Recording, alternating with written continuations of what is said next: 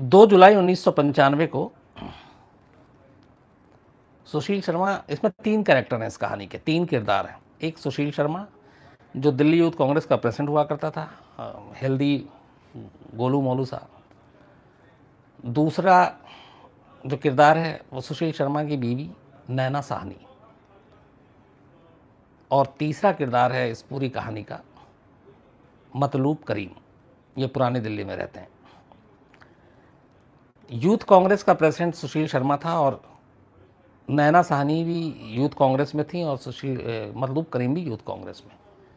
तो तीनों कांग्रेस में अलग अलग कार्यकर्ता थे और फिर बाद में धीरे धीरे करके मतलूब करीम और ये पदाधिकारी बने और यूथ कांग्रेस में सुशील शर्मा सीधे दिल्ली का प्रेसिडेंट बन गया था।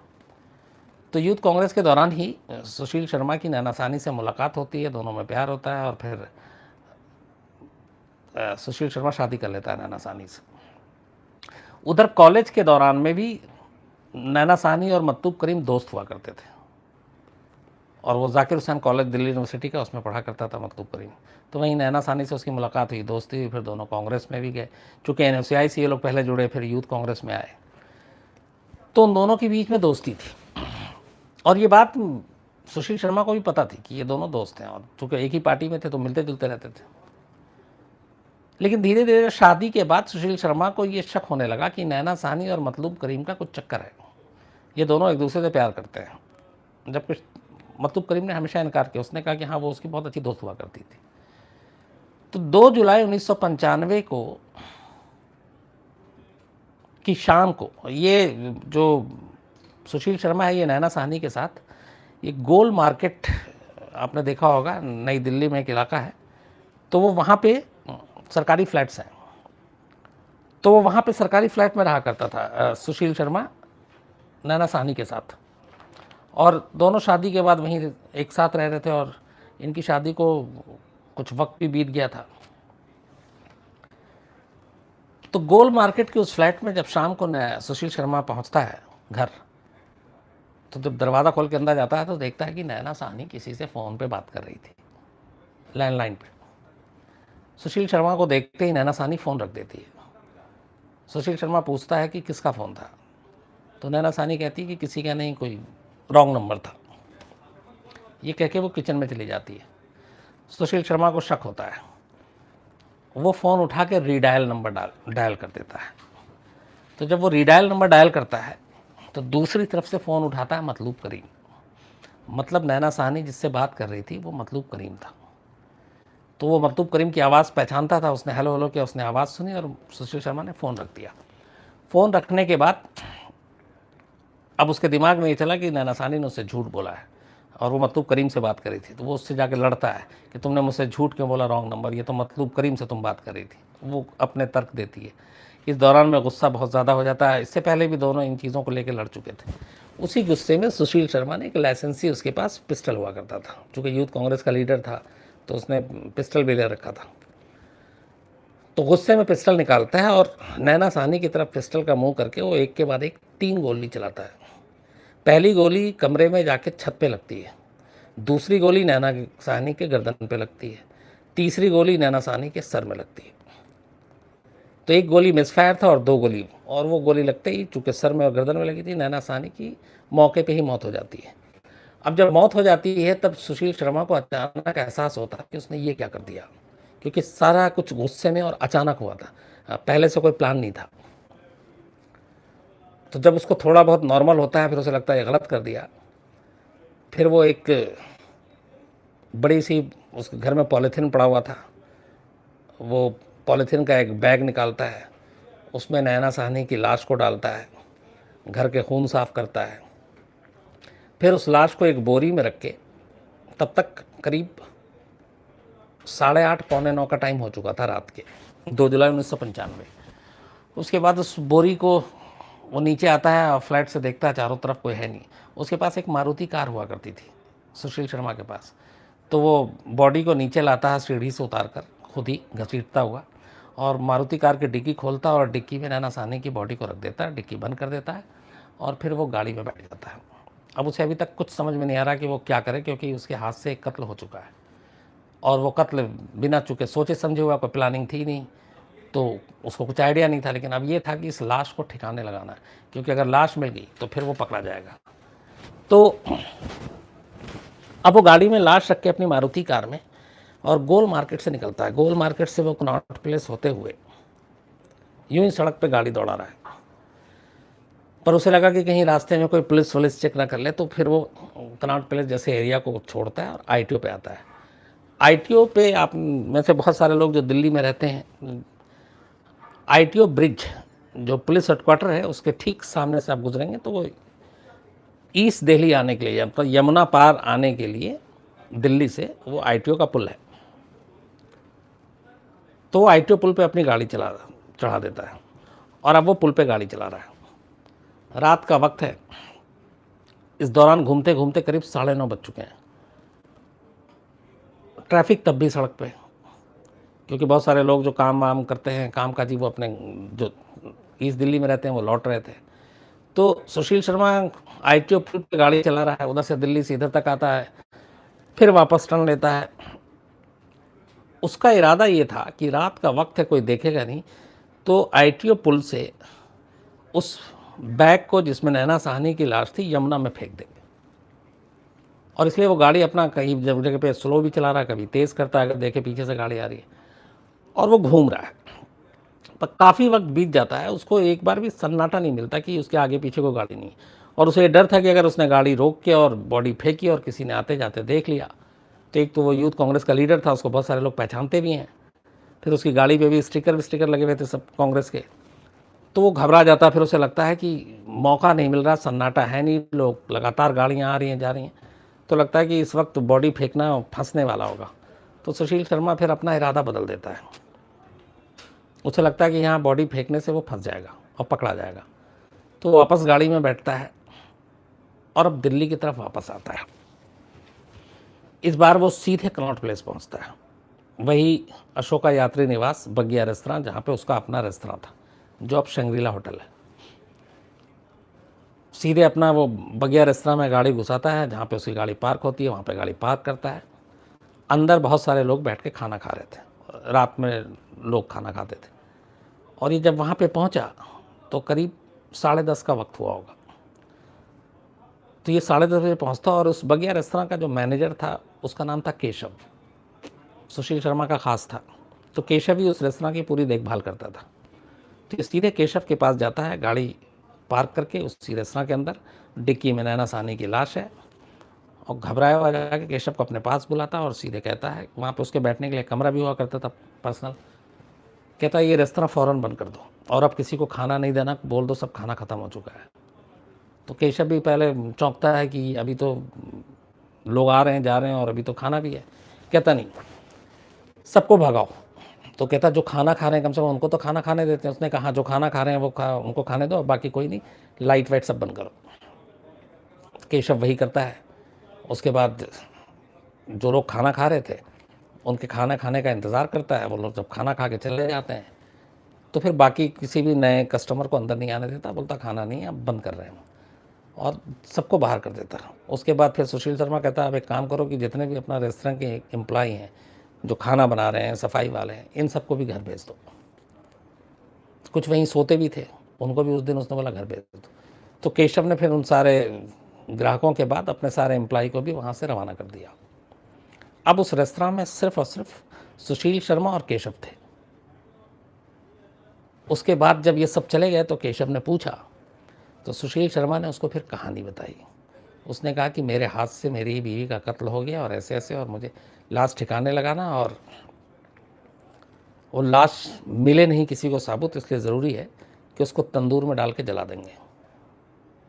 केशव हालांकि घबराता है, लेकिन उसका पुराना साथी, पुराना राजदार, तो केशव इस जुर्म में उसका साथ देने के लिए तैयार हो जाता है। इसके बाद सारे रेस्तरां की बत्ती बंद कर दी गई थी, लेकिन तंदूर जल रहा था और तंदूर से रोशनी उठ रही थी। उसके बाद सुशील शर्मा मारुति डिक्की से बोरी निकालता है जिसके अंदर नैना साहनी की लाश थी। केशव और वो दोनों मिल लेकर आते हैं, लाश को बाहर निकालते हैं और उस लाश को तंदूर देते हैं। चूँकि तंदूर का साइज़ बहुत बड़ा है तो अंदर जा नहीं रहा था, तो किसी तरह से केस हार मोड़ कर और इस तरीके से करके वो उसमें डाल देते हैं। उसको डालने के थोड़ी देर के बाद इन्हें लगता है कि ये ठीक से जल नहीं रहा है, तो उसमें कुछ जो वहाँ पे लकड़ी वकड़ी थी वो भी उन्होंने डाला, फिर भी वो लौ तेज़ नहीं हो रही, शोला भड़क नहीं रहा था। तो उस बगिया रेस्तरां में एक जगह पे बहुत सारे पोस्टर और बैनर रखे हुए थे यूथ कांग्रेस के, जो अक्सर ये लोग अपनी रैलियों में या कुछ होता था, जैसे NSY का इलेक्शन, डूसू का इलेक्शन है ये वो, तो ये सब यूज़ किया करते थे। उसमें सुशील शर्मा के अपने बहुत सारे पोस्टर थे, बैनर थे। तो वो केशव से बोलता है वो सब लेकर आओ, तो केशव वो सब लेकर आता है, उसके बाद वो भी डालता है, फिर भी जो है वो आग पकड़ नहीं रहा था ठीक से। तब पहली बार वहीं तंदूर के बराबर में चूँकि रोटी वोटी बनती है, तो एक बर्तन में बटर रखा हुआ था। तो सुशील शर्मा उस बटर को उठाता है और अब उस बटर को तंदूर में डालना शुरू करता है नैना साहनी की बॉडी के ऊपर। जैसे ही बटर तंदूर में डालता है, आग एकदम तेज़ी से भड़कता है। जिस जगह पे ये तंदूर था, उस तंदूर के ठीक ऊपर एक शेल्टर टाइप का था, प्लास्टिक का या आप शामियाना टाइप हम जैसे कहते हैं, तिरपाल, वो लगा रहता है, तो वो लगा हुआ था। तो जैसे ही पहली बार बटर मक्खन डालने से वो लौ तेज़ होता है, तो सुशील शर्मा को फिर लगता है कि ये ठीक है, इससे ज़्यादा जल्दी जलेगी लाश। तो वो उठा के जितना भी बटर होता है वो सारा एक साथ डाल देता है। तो जब सारा एक साथ डालता है तो अचानक जो आग की लपटें वो बहुत तेज़ उठती हैं, और वो इतनी तेज़ उठती हैं कि जो ऊपर उसका शेल्टर था, जो शामियाना टाइप का था, वहाँ तक आग पहुँच जाती है। तो जब वहाँ तक पहुँचती है तो ऐसा था कि अब ऊपर आग लग जाएगी। ये जब शोला ऊपर की तरफ उठता है बहुत, तो ये बगिया रेस्तरां के चारों तरफ दीवार थी, ऊंची ऊंची दीवार है, लेकिन उस दीवार से भी ऊपर वो लौ जा रहे थे, मतलब कि जो बाहर से गुजर रहे हैं वो भी देख सकते हैं। तो अचानक उस बगिया रेस्तरां के बाहर एक सब्ज़ी बेचने वाली रहा करती थी, उसका नाम था अनारो देवी। तो वो वहीं फुटपाथ पे थी, उसने अचानक देखा कि रेस्तरां के अंदर से आग का शोला उठ रहा है। उसे ये लगा कि रेस्तरां में आग लग गई, तो वो शोर मचाने लगती, आग आग आग आग। तो जब वो शोर मचा रही होती तो वहीं से एक दिल्ली पुलिस का कांस्टेबल है जिसकी ड्यूटी थी उस इलाके में, अब्दुल नज़ीर गुंजू उसका नाम था, साउथ इंडियन, तो वो कांस्टेबल था। तो अनारो देवी की चीख सुनता आग आग आग, तो वो जाके पूछता क्या हुआ, तो उसने कहा कि ये देखो इसमें रेस्तरां में आग लग गया। तो अब्दुल गुंजू भाग के आता है, दीवार से चढ़ के देखता है, क्योंकि दीवार ऊंचाई थी, तो वो देखता है हाँ आग लगी हुई और शोला उठ रहा और आग के पास दो लोग खड़े हुए हैं। तो भाग के अंदर आता है। अंदर जैसे ही वो तंदूर के पास जाने लगता है, तब तक सुशील शर्मा और केशव देख लेते, तो केशव आ गया था। तो जाहिर सी बात है, वो अब्दुल कमीर कुंजू वहीं उसी एरिया में घूमा करता था अक्सर, कई बार वो अंदर भी आया होगा। तो उसने पूछा, अरे तुम्हारे उसमें आग लग रही है ऊपर, इतना क्या इसमें जला रहे हो जो ऊपर तक आग ले रही? तो उसने कहा नहीं वो पुराने पोस्टर वो थे उनको जला रहा हूँ। तो बोला ठीक से करो, आग लग जाएगी। तो उसने बोला नहीं हम इसको कर देते हैं, तुम जाओ। तो पहली बार जब अब्दुल कांस्टेबल अंदर आया गुंजू, तो उसको केशव ने समझा बुझा के वापस बाहर भेज दिया। थोड़ी देर के बाद अब आग की लपटें कम नहीं हो रही हैं, ऊपर शामियाना वो टाइप का है, फिर उसमें आग लगने का खतरा। तो ये बाहर से देख रहा होता है, फिर इसे डाउट होता है कि ये लोग तो कुछ बुझा नहीं, फिर वो वापस आता है तो उसको घुस नहीं देते, लेकिन वो ज़बरदस्ती आता है। उसका कहता है कि ऐसा क्या जला रहे हो जो तुम इतनी तेज़ लौ उठ रही है, और ये पूरा तुम्हारा न सिर्फ रेस्तरां बल्कि आसपास की बिल्डिंग में भी आग लग जाएगी। उसे ये डर था कांस्टेबल को। तो कहता है कुछ नहीं हम बुझा रहे, पर उसने कहा कि तुम जला क्या रहे हो। उसकी बातचीत और बर्ताव से, केशव की घबराहट से उसको कुछ शक हो जाता है। शक होता है तो वो ज़बरदस्ती जो है जबरन तंदूर के करीब जाने लगता है। जब वो तंदूर के करीब जाता है तो उसे कुछ अजीब सी दिखाई देती है तंदूर के अंदर, चूँकि तंदूर में एक पूरी बॉडी डाल के और वो करना, और जगह कम है, तो उसे कुछ इंसान के हाथ वाथ टाइप की कुछ चीज़ दिखाई देती है, उंगलियां हाथ। तो वो घबरा जाता है गुंजू, वो वापस आता है बाहर, और वापस आने के बाद सीधे वो मैसेज देता है कि यहाँ पे कुछ गड़बड़ है और आग लग रही है बहुत तेज़। तो जैसे ही वो मैसेज देता है तो वहाँ से पीसीआर की जिप्सी है, पीसीआर वाले पहुँच जाते हैं। अब जब पीसीआर के पुलिस वाले जैसे ही अंदर की तरफ घुसने लगते हैं तो सुशील शर्मा को पता चल जाता है कि वो फंस गया है।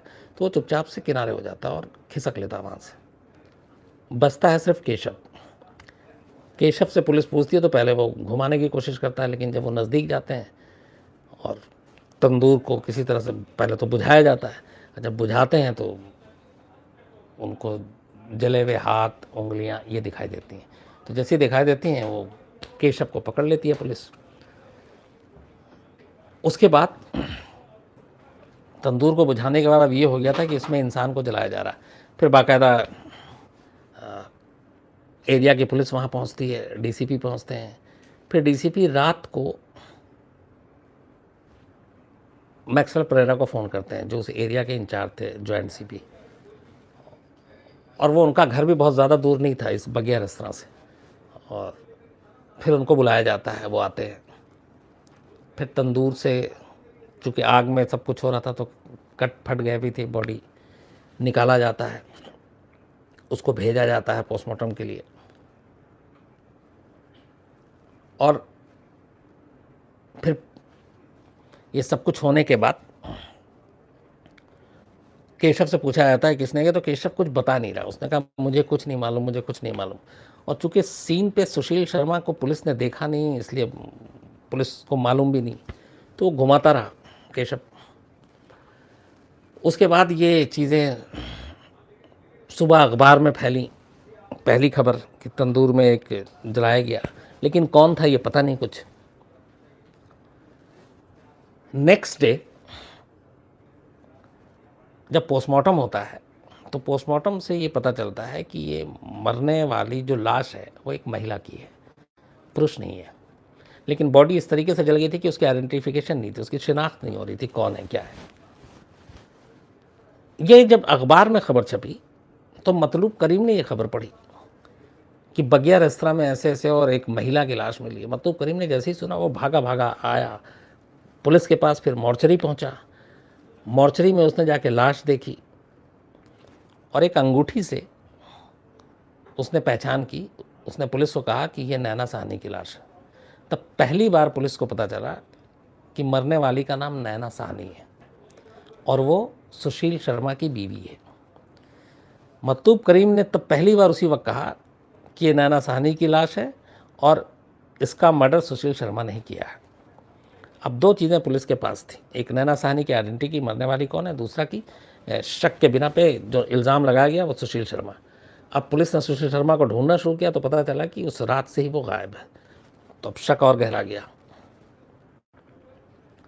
खैर, तब तक ये चीज़ 2 दिन के बाद पूरे देश में, हर अखबार में, हर जगह पे कि तंदूर में एक लाश को जलाया गया और ये और सुशील शर्मा है वो। और अब सुशील शर्मा के पीछे पुलिस और सुशील शर्मा गायब। सुशील शर्मा के गायब होने के बाद पुलिस ने हर जगह उसको ढूंढा ढूंढा ढूंढा, नहीं मिला। इसके बाद सुशील शर्मा इस दौरान यहाँ से भाग के बेंगलोर पहुँच गया था और उसने क्या किया कि अपने बाल वाल पूरा मुड़ा लिए, गंजा हो गया और उसने अपने हुलिया बदले, कपड़े बदल लिए और मतलब उसको देख के आप पहचान नहीं पाए, ऐसा उसने हुलिया बना लिया था। और बेंगलोर की एक कोर्ट में जाके उसने एक अग्रिम ज़मानत के लिए अर्ज़ी दे दी कि हमें ख़तरा है कि हमें गिरफ्तार किया जा सकता है झूठे मामले में फंसा कर, तो हमें अग्रिम ज़मानत दी जाए। इत्तेफाक से इस अग्रिम ज़मानत की जो उसकी अर्ज़ी बेंगलोर कोर्ट में दी गई थी उसकी जानकारी दिल्ली पुलिस को मिल गई। तो दिल्ली पुलिस 10 जुलाई को ही बेंगलोर पहुंचती है और इससे पहले कि वो कोर्ट में जाके अग्रिम ज़मानत ले पाता या सरेंडर कर पाता, दिल्ली पुलिस उसे पकड़ लेती है और पकड़ के दिल्ली लाती है। दिल्ली लाने के बाद उससे पूछताछ होती है। पूछताछ में सुशील शर्मा अपने सारे गुनाह कबूल कर लेता है क्योंकि केशव तब तक सारी बातें बता चुका था, वो भी टूट चुका था। तो फिर सुशील शर्मा पूरी अपनी जो कहानी सुनाता है वो यही थी कि उसे नैना साहनी पे शक था। वो मतलूब करीम से उस बात करती थी और उन दोनों का कुछ चक्कर था और उस रात भी ऐसे ही हुआ। वो बात करी थी, उसने मुझसे झूठ बोला, मुझे गुस्सा आया और मैंने इसलिए मार दिया। फिर उससे पूछा गया कि मारना तो ठीक, पर तुमने इस तरीके से तंदूर में मक्खन डाल डाल कर जलाने की कब कैसे सोची। तो उसने बताया कि मैं आईटीओ पे ले जाकर जमुना में फेंकना चाहता था लाश, ताकि मिले नहीं पुलिस को। जब आइडिया नहीं आया तो फिर वो मौका नहीं मिला, तो फिर मैंने कहा कि रेस्तरां में ही जला देते हैं तंदूर में, ताकि पुलिस को राख के अलावा कुछ ना मिले और कभी नैना साहनी तक कोई पहुँच ही नहीं पाए। तो ये सारी चीज़ें हुई। उसमें मुझे याद है उस वक्त एक सीन, जो पुलिस सारे अफसर इसकी जांच कर रहे थे, उन्होंने कहा था कि अगर तुमने सिर्फ नैना साहनी का मर्डर किया होता, मोटिव जो तुम बता रहे हो, चूँकि ये अचानक मर्डर हुआ था, कोई प्लान नहीं था पहले से, तो हो सकता था तुमको बहुत कम सज़ा होती। लेकिन मौत के बाद, कत्ल के बाद जो तुमने काम किया लाश को ठिकाने लगाने के लिए, उसकी कोई मिसाल नहीं है, ना हिंदुस्तान में ना दुनिया में, कि एक तंदूर के अंदर डाल के आप जलाओ। तो इस वजह से तुमको सज़ा ज़्यादा मिलेगी। उसके बाद खैर केस चला लोअर कोर्ट में, 95 का मामला था। 2003 में लोअर कोर्ट ने दिल्ली की सुशील शर्मा को फांसी की सज़ा सुनाई। उसने कहा कि ये बड़ा ही, ये देखिए कुछ गिरा है, लाइट गिरी, कि रेयरेस्ट ऑफ रेयर केस है इस तरीके से जो है किसी को मौत के बाद उसकी लाश जलाना तंदूर में। तो 2003 में, मतलब 5-3-8, 95 में ये मर्डर हुआ था और 2003 में लोअर कोर्ट ने सज़ाए मौत दी सुशील शर्मा को। और केशव को इस जुर्म में उसका भागीदार बनने के लिए, सबूत मिटाने के लिए, लाश को जलाने में मदद करने के लिए, पुलिस से झूठ बोलने के लिए 7 साल सख्त कैद बा मशक्क़त की सज़ा दी गई। तो सुशील शर्मा को फांसी और केशव को 7 साल की सज़ा। और इसके बाद केशव ने हाई कोर्ट में अपील की। तो 2003 के बाद 4 साल तक हाई कोर्ट में मामला चला और 2007 में दिल्ली हाई कोर्ट ने लोअर कोर्ट के फैसले को बरकरार रखा और सुशील शर्मा को फांसी की सज़ा ही दी। उस हाई कोर्ट ने भी माना कि ये रेयरेस्ट ऑफ रेयर केस है, इसलिए इसमें फांसी ही की सज़ा होगी।